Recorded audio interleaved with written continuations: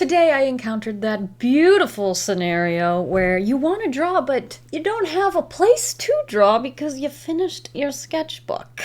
Luckily, I do have a spare. This sketchbook has been sitting on my bookcase for, I think, almost 2 years now, and I keep thinking, oh, I'll wait for the perfect moment to use that. Well, guess what? There is no perfect moment. There's only right now. So that's when I'm gonna use it.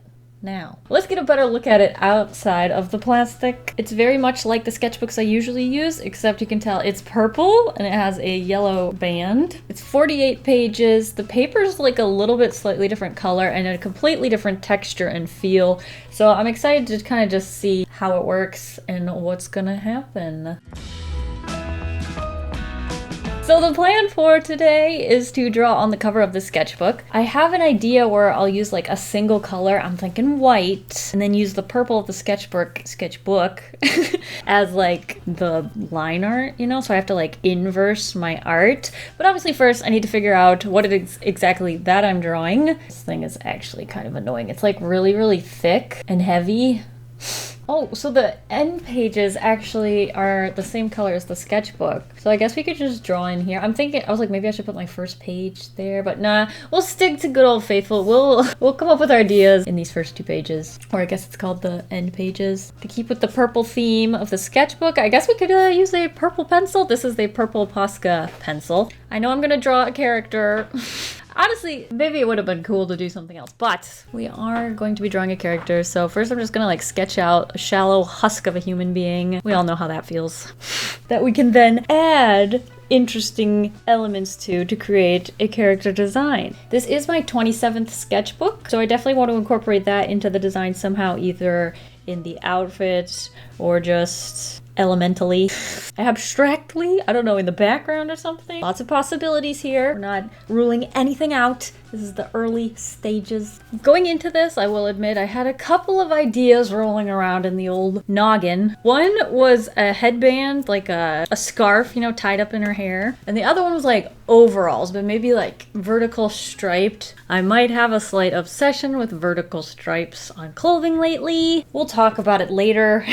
So that's kind of what I went into this thinking, and then I just kind of, you know, drew it and just saw what happened, because you can have ideas in your head and you never really know how they're gonna look until you put them down on paper. And for me, once I start putting them on paper, I can kind of see what I don't like, what I do like, so then I can ramp up the things I like and subdue the things I don't like. So yeah, it's kind of hanging out of the frame here, but this is my rough first idea. You can kind of see some of those things that I mentioned and how they are incorporated into one design, but it's also just kind of plain. I have nothing against this design, I just want it to be better, you know? I also was very confused about how this, like, what is it called? Like a scarf in her hair would really look, especially drawn straight on. So I turned her face into a profile so that I could kind of see it from a more understandable angle. I also really like the idea of putting like little hair clips in it so that it keeps it where it is and doesn't move around. If you hear any noises, that's the Doge. He's decided to eat now. I think he finds my voice calming, which thus encourages him to finally eat.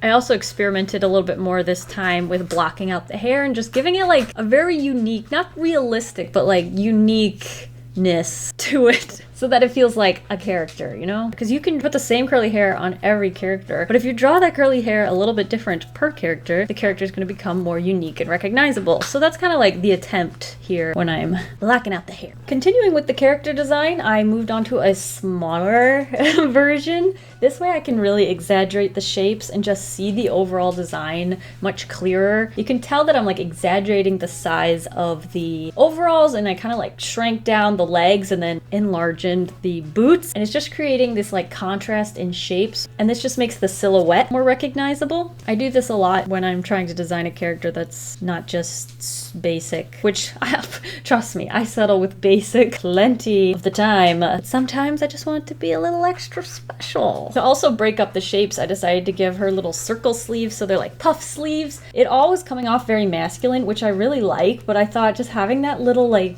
dainty princessy puff sleeve really just just mixed it up a little bit and made it much more intriguing to me, we'll say. I also grabbed a Copic marker, a purple one, because I guess that's the theme. And I just kind of like added little blobs on the character just to like emphasize what would be purple, because when we go to the cover, we're going to leave the cover purple and we're going to use white, so we're only going to be able to color in the things that I want to be white. So I was using the marker to just denote what would be sketchbook. That makes sense?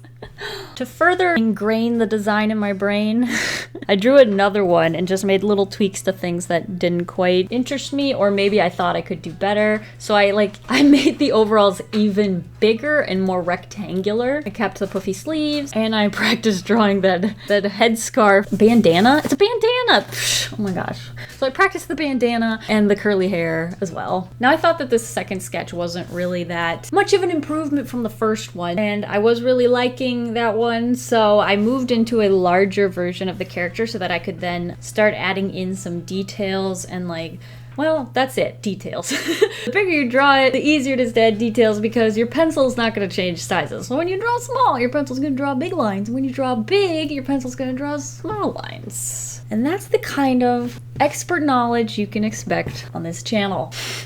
But with this larger one, not only is it going to have more details, but I'm also focusing a little bit more on the personality. At this point, I felt she looked a little bit like a gardener or like a herbology student, or maybe Kiki's mom a little bit. I think it was the hair. So I'm really trying to just grasp at who this character is and how they present themselves. So I jetted out the hip, crossed her arms. So she's very proud of her hobby. No one's going to tell her how to garden because she knows how, I guess. I don't know. But how the like gardener idea really worked itself into this design was when I gave her some chunky gloves, which, ooh, it's like, I don't draw characters with gloves very often, and it's really cute. I'm quite happy with it. I also tried to incorporate the 27 onto the overalls, and I just really like that mixture of masculine and feminine in this design. It's really fun to draw. Not that I'm telling you you have to draw this character, but you might not regret it. Now, when I added the stripes to this larger design, there are thinner stripes, obviously. We talked about this. Pencils look smaller when you draw bigger. Little refresher. But now that they were smaller, I was getting very strong train conductor vibes or something like that. And I'm like, I have never in my life designed a train engineer conductor character. So that really sparked my interest, and I thought it'd be way more fun than just going with the gardener vibe. As cute and as warm as that is, I wanted to do the train, okay? So that's what I did. So at this point, I had a pretty rough character design, and I had like an idea or a hobby for this character. So I set out creating a little square and thumbnailing what our illustration will look like on the cover of the sketchbook. I tried to draw a train. I figured I could put the 27 like on the front of the train because it's sketchbook 27. So this is train number 27. Honestly, I'm kind of proud of how the train turned out because I didn't use a reference at this point. Guess I do have a small train vocabulary. I even added a little cow pusher. I think that's what those are called. My knowledge is like literally from Thomas the Tank Engine. Anyway, the problem with this one was I didn't leave any room for a character, so I kind of just like shoved her in the window, hanging out of it and waving, which honestly is really cute, and I probably could have gone with this, but we go in another direction. So the next I thought, I really want the character to be in the forefront of this. And what if they're like inside a different shape? So there's like a shape drawn on my square sketchbook, and then the character fits into that. So I kind of just sketched her out shoveling coal into the back of the train. I don't think that's the way trains work anymore, but it gave me like a visual idea. So that's why I drew it, and it had like the fire in the background, and I wrote sketchbook 27 around it, kind of like it was like a t-shirt design or something. Once I'd drawn it though, it didn't really excite me anymore, so we moved to another one. I tried just like a more basic design because I was feeling a little overwhelmed with the train conductor vibes. So I just kind of sat her down, but that's what I always do. I gotta push myself. So I brought another square to life, added like a little tiny circle in the top, kind of denoting that that's where it'll say sketchbook 27 or something like that. And I was like, okay, then the character can go on the right. So this is very much still my usual, my go-to, my simple, I just gotta make something idea. And honestly, I do like this one the best, which is probably why I always go with this. But I am also trying to improve. So we gotta push ourselves. We gotta do things outside our comfort zone. You can't can't build a muscle if you never work it out. So I drew yet another little square and started working on a different design. This time incorporating the character and the train at the same time and trying to make it look like they were meant to be in the same little scene together and not one character was just randomly shoved into the top sticking out the window like I forgot that there was going to be a character, you know? So I've got her kind of like leaning on the engine with the engine kind of at a slight angle, but I want the train to actually stay inside of the square and then the character to kind of break out of it. I do regret that decision just a smidge. I kind of wish I just drew all of it breaking out, especially this, like how it looks right now. We've got the square and then the front of the train is sticking out of the square and her legs are sticking out of the square, but like the rest is kind of like pushed back into the square. I really do like that, but oh well. I switched to this blue Colorase colored pencil because it's erasable and the purple pencil that I've been using thus far isn't, and I thought I could maybe come up with a better idea if I just erased some of the things as I went along so that I could really pinpoint exactly what I wanted. So I set out to redraw that most recent thumbnail, but in blue and a slightly bigger, just a smidgen, just a smidge. Because it was erasable, I was able to work out all of the kinks in her legs so that they looked a little bit more natural. Put the one knee up as well, which I thought looked more casual. Drew in the square behind her so that she was poking out of both the top and the bottom so that I could like further that idea that I had where it's like contained inside of the square. But I also had to like draw the train outside of the square just to figure out where all of the pieces went, and then I like erased them afterwards. I thought this was quite cute, so I was prepared to grab a liner and just kind of block in all of the areas of dark, I guess. So for the final, we're going to have only two colors. We're gonna have the sketchbook and we're gonna have white. That's the plan and that's the rule I set out for myself. So what I'm gonna have to do is draw the inverse of what I usually draw. So like I would normally draw line art, which is usually the deepest tones of the drawing, right? But if I'm gonna be using white on this dark purple sketchbook, I'm gonna have to draw the inside shapes. And I wanted to prepare myself as best as possible because I was darn tootin' sure that this was going to be difficult, and I was not wrong. So I am very glad that I took this step so that I can actually have this visual representation of what it needs to look like. I also did the exact same thing with the train behind her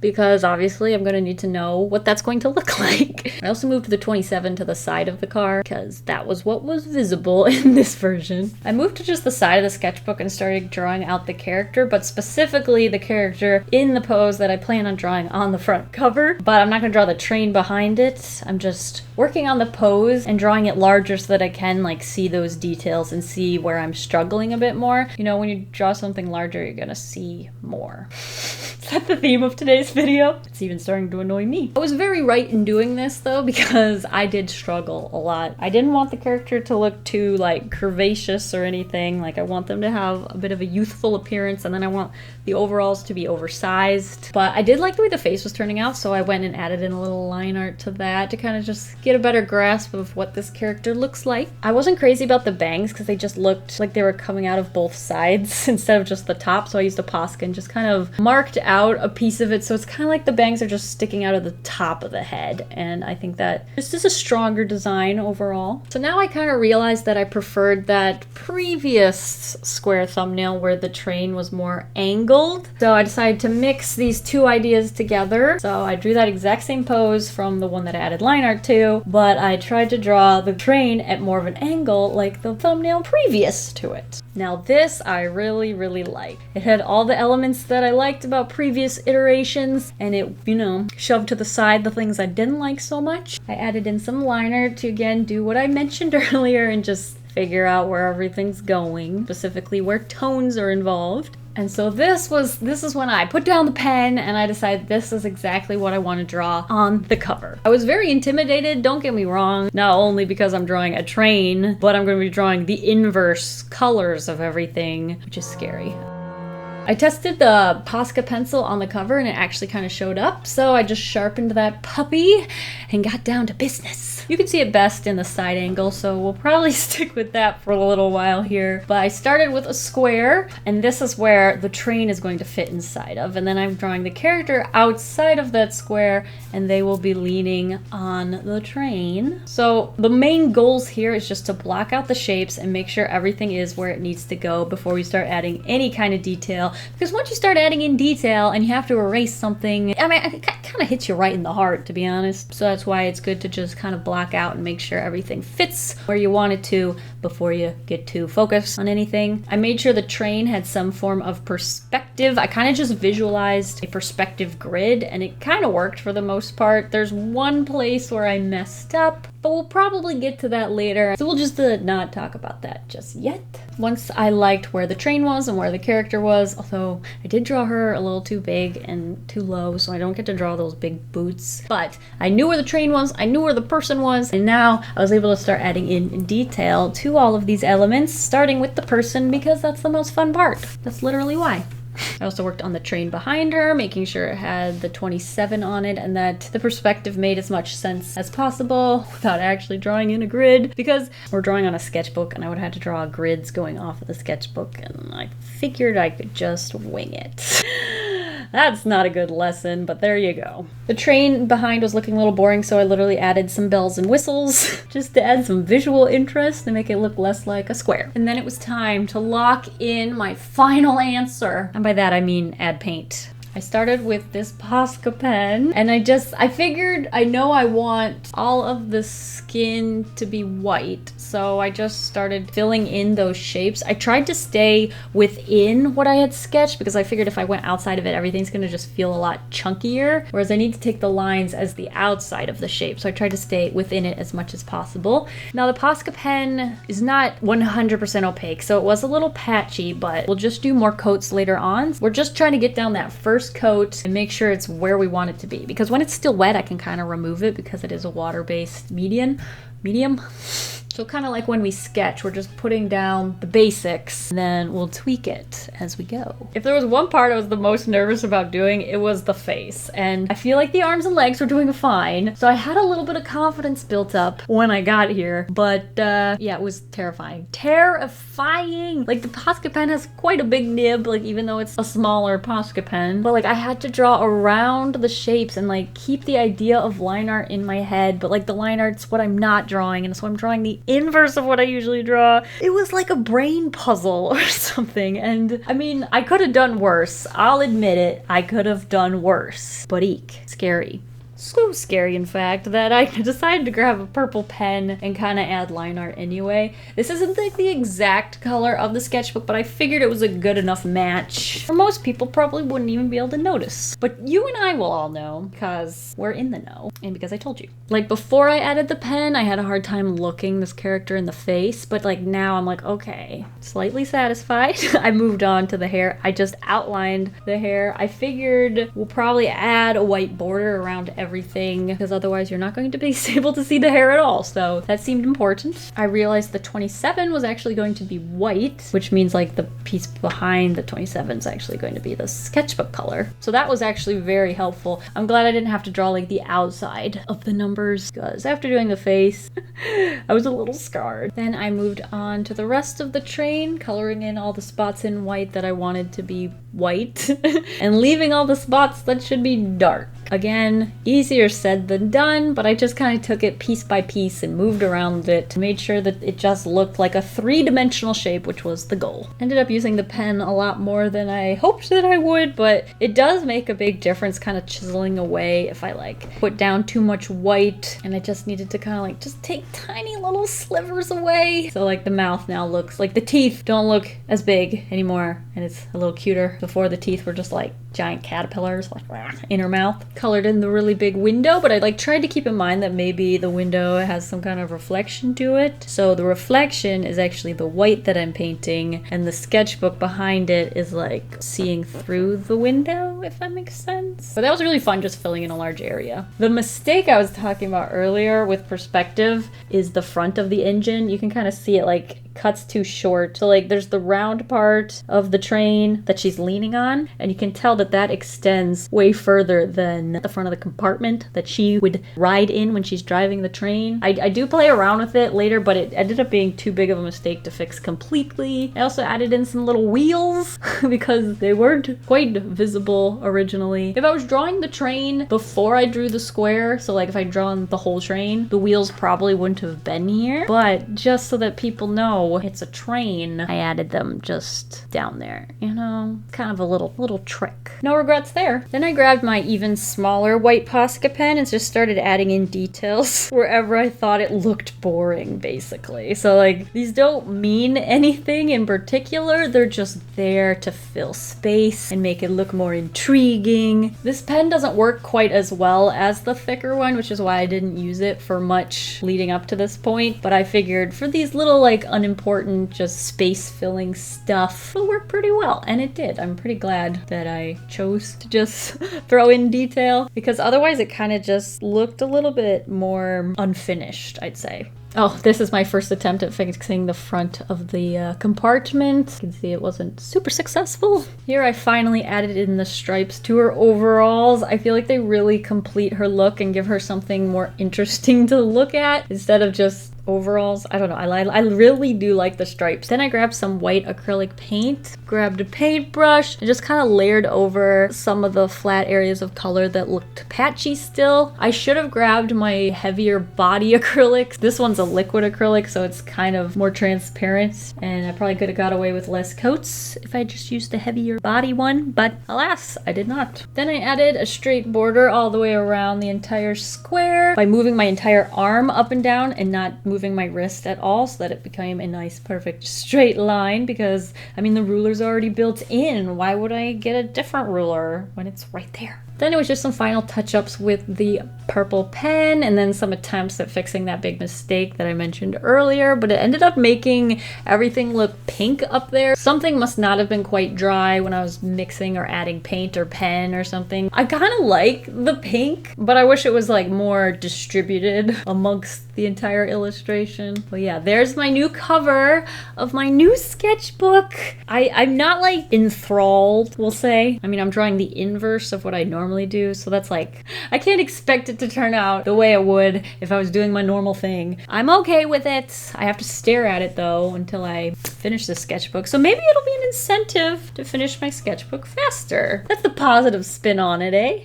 Oh, and then like I always do, I gave the character a name at the end of the video. I decided Riley because it made me think of Rails. I was gonna call her Rayleigh, and I'm like, I don't know if that's a name, so I called her Riley Rails. That's her name. Kind of sounds like a theme park ride, but don't make fun. You can, I don't care actually. But this was our journey to create the cover. I really love looking back at the sketches. They're always my favorite part. Something about just seeing the unlimited possibilities and like the journey and how it moves forward just always intrigues me. But yeah, and then there's the cover. So thank you guys for watching. I'll see you guys all next week, and I hope you have a delicious evening full of waffles. Bye!